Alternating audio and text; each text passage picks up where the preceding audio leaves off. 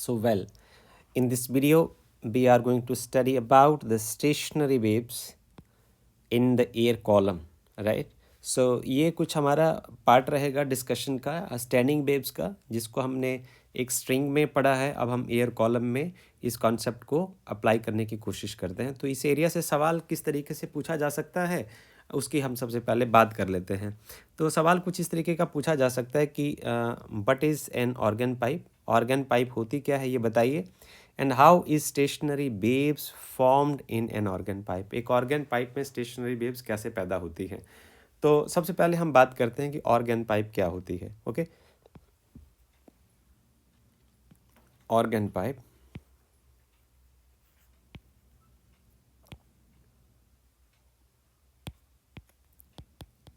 Okay, organ pipe क्या होती है कि ऑर्गन पाइप ये एक सिलेंड्रिकल ट्यूब होती है। आप इस तरीके से देख सकते हैं। ये दो तरीके की हो सकती है, या तो इसका जो ये एंड है वो आप इस डायग्राम को गौर से देखें, किसी एक डायग्राम के ऊपर आप फोकस करें।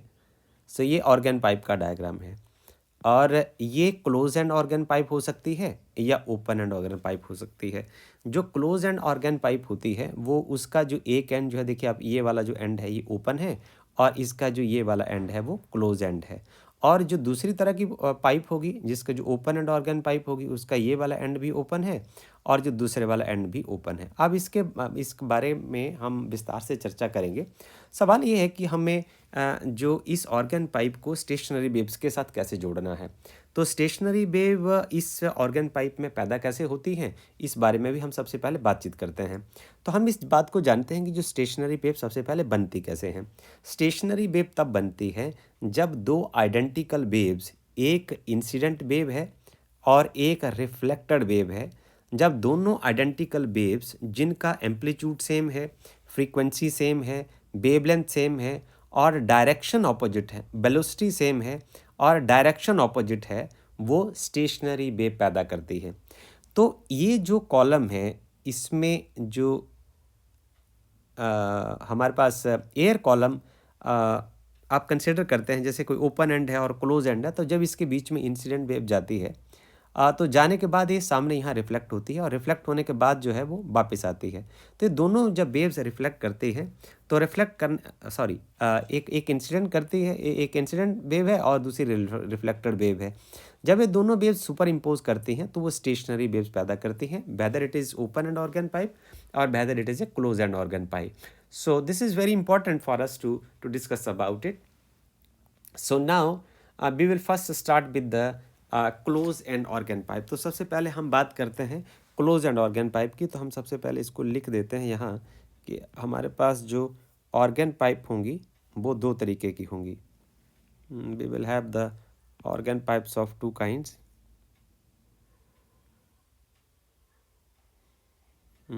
एक हमारे पास होगी क्लोज एंड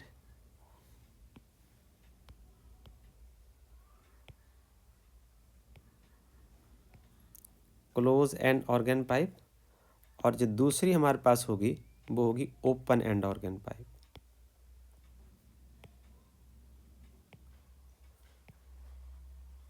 तो अब हम इस वीडियो में ये जानने की भी कोशिश करेंगे कि क्लोज एंड ऑर्गन पाइप और ओपन एंड ऑर्गन पाइप में कौन सी पाइप जो है वो बेटर है, राइट। सो हम अपनी चर्चा को आगे बढ़ाते हैं। सो सबसे पहले हम स्टार्ट करते हैं कि close end organ pipe. So first start with the close end organ pipe. So let's start with closed end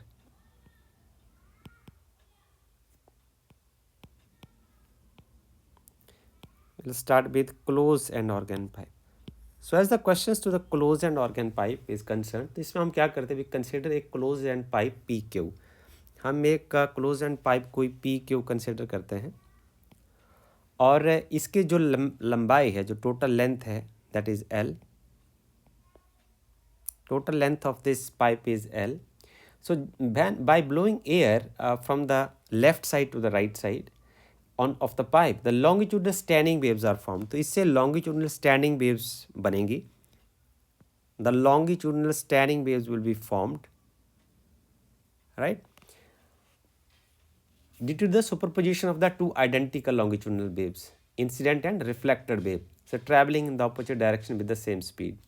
So होगा क्या कि as the displacement of the air particle at the close and, जो close and के ऊपर जो particles का displacement होगा वो ज़ीरो होगा, और जो ओपन एंड के ऊपर जो पार्टिकल का डिस्प्लेसमेंट होगा वो मैक्सिमम होगा। तो जो क्लोज एंड जहाँ पार्टिकल्स का जो डिस्प्लेसमेंट, पार्टिकल ऑफ द जो मीडियम है उनका जो डिस्प्लेसमेंट ज़ीरो होगा, उस पॉइंट को हम नोड बोलते हैं। और जहाँ उसका जो डिस्प्लेसमेंट है, पार्टिकल्स का जो displacement, particles of the medium will have the maximum displacement, उस पॉइंट को हम एंटी नोड बोलते हैं। Okay, so we know the conditions of minimum and maximum amplitude from the expression of the standing waves. So हम सबसे पहले देखते हैं कि जो इसकी फंडामेंटल फ्रीक्वेंसी, जो fundamental first mode of vibration क्या हो सकता है, क्या संभावनाएं हो सकती है। जैसे फॉर एग्जांपल कि जो पहली संभावना इसमें स्टैंडिंग वेव बनने की क्या हो सकती है। तो सबसे पहले हम फिगर नंबर 1 में अपना ध्यान लगाते हैं। ये हमारे पास रहेगा डायग्राम नंबर 1 का पार्ट ए। हम आप इस पार्ट के ऊपर आप कंसंट्रेट करें। सबसे पहले हम लिखते हैं कि इन दिस केस हम लिखते हैं फंडामेंटल मोड ऑफ वाइब्रेशन।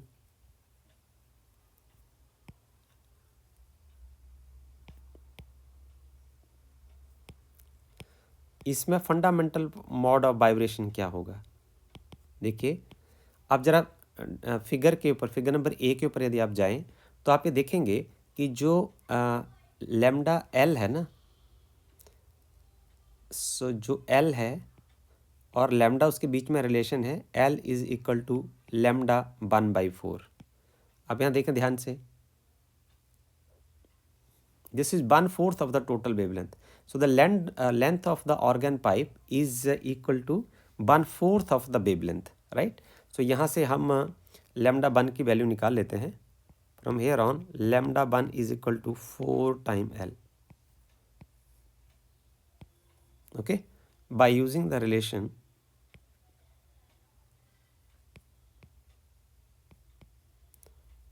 हम रिलेशन का इस्तेमाल करेंगे कि v is equal to nu time lambda 1। तो जो हमारे पास फर्स्ट फंडामेंटल फ्रीक्वेंसी होगी, nu 1 is equal to v upon lambda 1। So here lambda 1 is equal to 4L, so this is equal to v upon 4L. So we have first fundamental frequency that will be generated in the closed end organ pipe is equal to v upon 4L. Okay, we will mark this as equation number 1 and this as equation number 2. Okay, so second part is the first, this is the fundamental mode of vibration. Now this is the first mode of vibration, and now then we'll go for the second mode of vibration. दूसरा तरीका, second mode of vibration,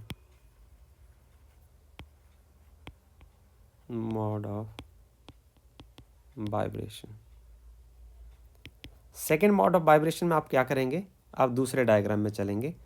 आप B picture में चलिए। इसमें देखिए कि जो length of the pipe is strictly same, it will remain L in every case. This point is P and this point is Q. तो दूसरा तरीका जो स्टेशनरी वेव पैदा करने का क्या है, उसमें यह है कि जो एंड पॉइंट है उसमें तो नोड ही रहेगा, क्लोज एंड पर नोड ही रहेगा। अब यहाँ एंटी नोड ही रहेगा। इसके बाद देखिए कि इसमें स्टैंडिंग वेव बनने की और संभावनाएं क्या हैं। तो यहाँ नोड हो गया, this part is antinode, this part is once again node and this is antinode. सो यहाँ तक आप देखें कि इतनी इतनी जो वेवलेंथ है, ये क्या है, this is λ/2 and this part is λ/4, जैसे आपने फर्स्ट केस में किया था। तो जो लेंथ हो गई वो क्या हो गई, देखिए इसमें जो रिलेशन है, इन दिस केस, इस केस में क्या होगा, जो टोटल लेंथ है वो किसके बराबर हो जाएगी, this is λ/2 plus λ/4।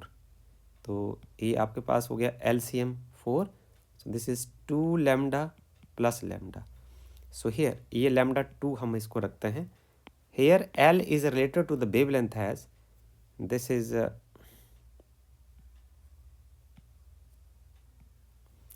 this is 3 λ/2/4. So we have λ/2 is equal to 4L/3. Okay, so by using in the relation of frequency,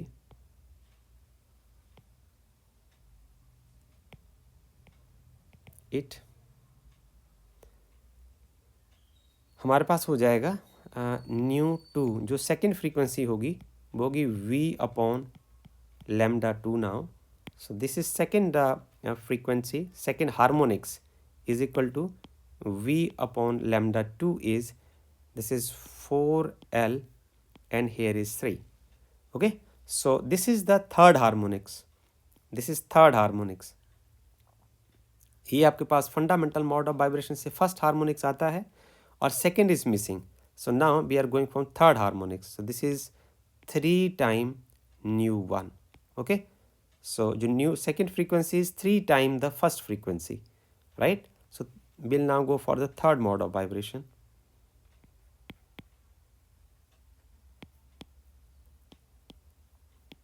third mode of vibration.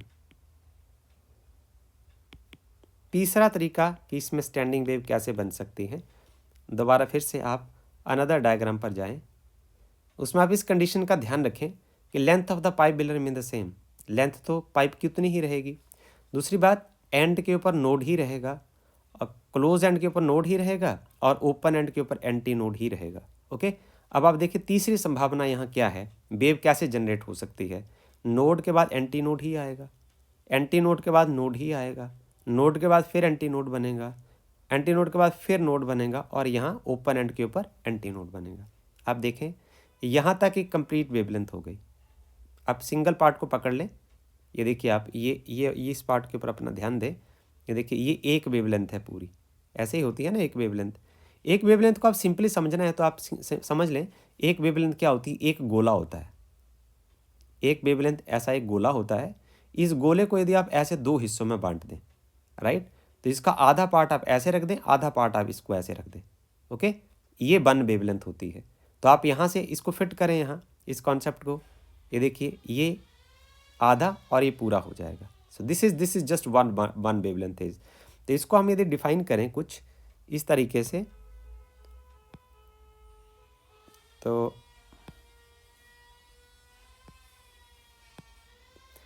यदि हम इसको डिफाइन करें तो इतना इतना पार्ट हो जाएगा. ये वाला पार्ट हो जाएगा इतना λ/2 और इतना पार्ट भी λ/2 और ये पार्ट हो जाएगा λ/4. तो एक रिलेशन हम डेवलप करते हैं कि हमारे पास जो L आएगा वो आएगा λ/2 प्लस λ/2 प्लस λ/4.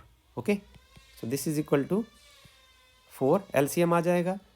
ये आएगा 2 lambda plus 2 lambda plus lambda. So this is 5 λ/4. इस वेवलेंथ का नाम जो आप देंगे इसको हम बोल देंगे λ3.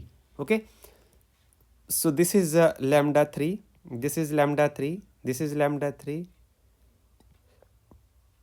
ओके, अब इसका लेंथ के साथ रिलेशन क्या आ जाएगा. We can write now L is equal to 5 λ3/4. So we will have λ3 is equal to 4L upon 5. So now by using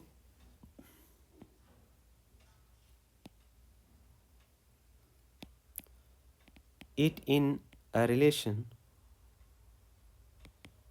हम थर्ड फ्रीक्वेंसी निकालते हैं और उसका फार्मूला होना चाहिए V upon λ3. So third frequency generated is it is V upon λ3 का जो value होगा this is 4L and it is 5. Okay, so यदि हम इसको फंडामेंटल फ्रीक्वेंसी के टर्म में लिखने की कोशिश करें तो इसको हम लिख सकते हैं 5 time new 1. So nu 3 is equal to 5 time new 1, right. It is a fifth harmonic. अब आप यहाँ देखें कि हमारे पास जो क्लोज एंड ऑर्गन पाइप है उसमें जो स्टेशनरी वेव बनती है तो उसमें कौन कौन सी फ्रीक्वेंसी पैदा होती है. Nu 1 ratio nu 2 ratio nu 3 is equal to 1:3:5. ये रिजल्ट हमें याद रखना है. इसमें आप देखिए इसमें first harmonics, third harmonics and fifth harmonic is present but the second and fourth harmonic is missing. So now we will shift our discussions to, इसको हम equation number 3 कह देते हैं. We will shift now our discussions to the open end organ pipe. So now we will study about the open end organ pipe. This is open end organ pipe.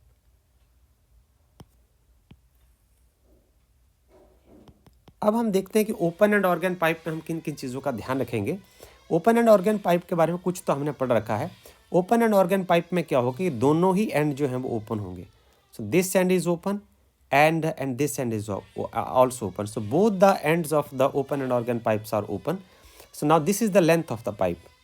This L is the length of that pipe. This and, इस and के ऊपर क्या बनेगा, open and के side जो है वो anti node बनता है, ओपन एंड के जो साइड है वहाँ एंटी नोड बनेगा और बीच में यहाँ नोड बनेगा। सो सबसे पहले हम fundamental frequency for the pipe the both ends के लिए हम इसका इस्तेमाल करते हैं। तो हम यहाँ देखेंगे कि कितनी वेवलेंथ और लेंथ का रिलेशन क्या होगा। So will just concentrate over this part. This is the length of the pipe, okay, and this part ये देखिए, सिंपली देखिए, इतना जो पार्ट होता है ना, हमने पहले पढ़ा है, दिस पार्ट लैम्डा बाई 4 और this part is lambda by 4। Now for the fundamental mode of vibration हम यहाँ करते हैं fundamental mode of vibration for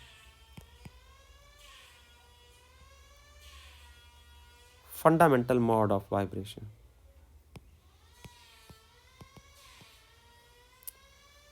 For fundamental mode of vibration हम यहाँ देखते हैं कि relation between the length of the tube and the wave length क्या है। आप देखें L is equal to lambda by 4 plus lambda by 4। सो इसका LCM 4 आ जाएगा, lambda plus lambda it is 2 lambda 1 हम लिख देते हैं इसको, is first form of wavelength. So the relation between the lambda 1 and length is it is equal to lambda 1 by 2. So here L is equal to lambda 1 by 2. So lambda 1 is equal to 2L, right? और यहाँ से आप निकाल सकते हैं कि जो first frequency जो क्या प्रोड्यूस कर सकता है जो ओपन एंड ऑर्गन पाइप है, वी नो दैट जो V is equal to nu time lambda. So first frequency and use first wavelength over here. So nu 1 is equal to B upon lambda 1. So you can write it as B upon lambda 1 and it is equal to 2L. Okay. So this is nu 1 is equal to V upon 2L. This is from the fundamental mode of vibration. So this is some another equation. Okay. So now for the second mode of vibration, जो vibration का दूसरा तरीका क्या हो सकता है, I will start with second mode of vibration.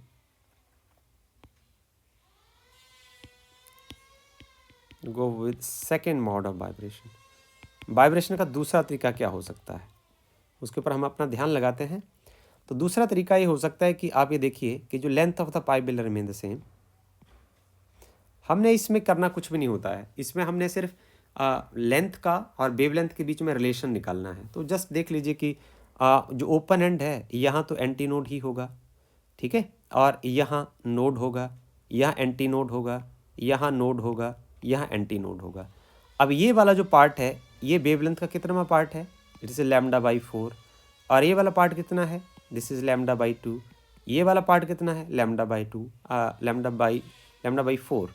सो यहाँ लिख दीजिए आप कि जो लेंथ ऑफ द पाइप है उसका रिलेशन क्या है वेव लेंथ के साथ, this is lambda by 4 plus lambda by 2 plus lambda by 4 is equal to LCM 4 आ जाएगा, और ये आ जाएगा लैम्डा प्लस यहाँ आ जाएगा 2 लैम्डा और यहाँ आ जाएगा लैम्डा।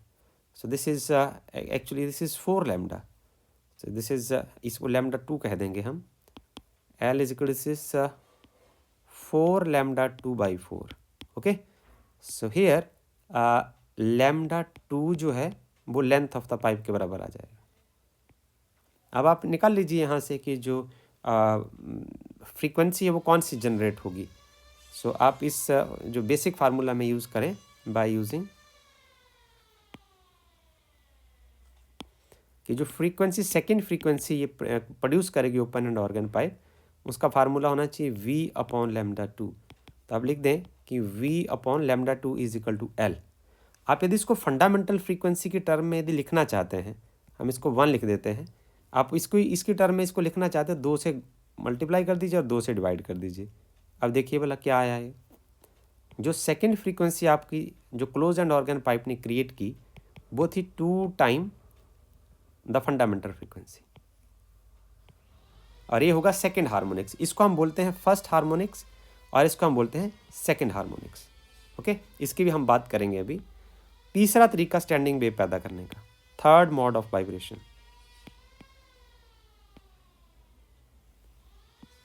ये now go for the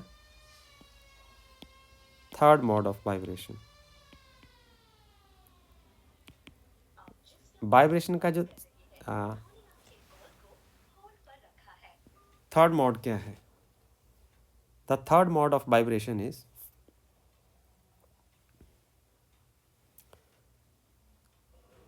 now third mode of vibration is now, इस केस में क्या होगा? इस केस में आप देखिए कि this is the length of the pipe, okay, that will remain the same. So this part is for third mode of vibration. We have to find the relation between the length of the pipe and the wavelength. So this part is lambda by 4, this part is lambda by 2, this is lambda by 2, and this is lambda by 4. So this is antinode, this is node, and this is antinode, this is node, this is antinode, this is node, this is antinode. Okay, so the relation between these is L is equal to lambda by 2 plus lambda by 2 is lambda, आधा आधा wavelength पूरा हो जाएगा, lambda by 4 plus lambda by 4 is lambda by 2, तो ये हो जाएगा 3 lambda by 2. This is 3 lambda 3 by 2. So you can do it at your own. So now the relation between the third wavelength and the length of the tube is 3 lambda 3 is equal to 2L, and lambda 3 is equal to 2L by 3.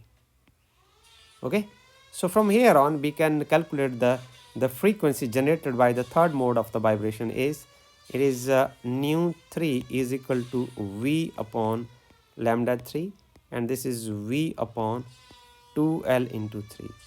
So we can write now this this frequency in terms of the fundamental frequency, that is 3 times nu 1. So you will make the ratio of nu 1, nu 2 and nu 3. It is equal to 1 is to 2 is to 3. इसकी जो ratio बनेगी वो 1 is to 2 is to 3 बनेगी। तो आपने देखा कि in close end organ pipe में क्या देखा था हमने? In case of closed and, जो क्लोज एंड ऑर्गन पाइप थी उसमें हमने क्या देखा था? उसमें हमने देखा था कि nu 1, nu 2 और nu 3 की जो रेशो है वह 1 is to 3 is to 5. तो इसमें क्या है कि इसमें only the odd harmonics are present. These are the odd harmonics. First harmonic is present, second is missing. Third harmonics is present, fourth is missing. Fifth harmonics is present. So only the odd harmonics are present. So ये जो आवाज़ें निकलेंगी वो अच्छी नहीं होंगी, इसमें से कई मिस होंगी. और इसमें first harmonic is present, second harmonics is present, and third harmonics is present. So this means all the kind of frequencies are present over here. So we can say that open and organ pipe, open and organ pipe is better than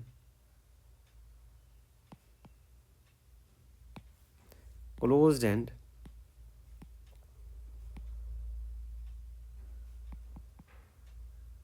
okay. अब आपको थोड़ा सा ये समझना है कि harmonics किसको बोलते हैं और ओवरटोन्स किसको बोलते हैं। ये आप बुक में अपनी जो भी आप फॉलो करेंगे उसमें पढ़ेंगे। हार्मोनिक्स वो चीज़ें होती हैं जो फंडामेंटल फ्रीक्वेंसी, जैसे फॉर एग्जांपल हमने यहाँ न्यू 1 निकाला, इट इज़ B/2L। तो जब आपकी हर फ्रीक्वेंसी जो है वो फंडामेंटल फ्रीक्वेंसी का इंटीग्रल मल्टीपल होती है तो हम उसको बोलते हैं कि ये हार्मोनिक्स हैं। बट जब कोई फ्रीक्वेंसी है जो फंडामेंटल फ्रीक्वेंसी का इंटीग्रल मल्टीपल ना हो कि उससे ज़्यादा है तो वो उसको हम ओवरटोन्स बोलते हैं। Okay, so this is the difference between the harmonics and the overtones, right? So this is all about this video. Thank you.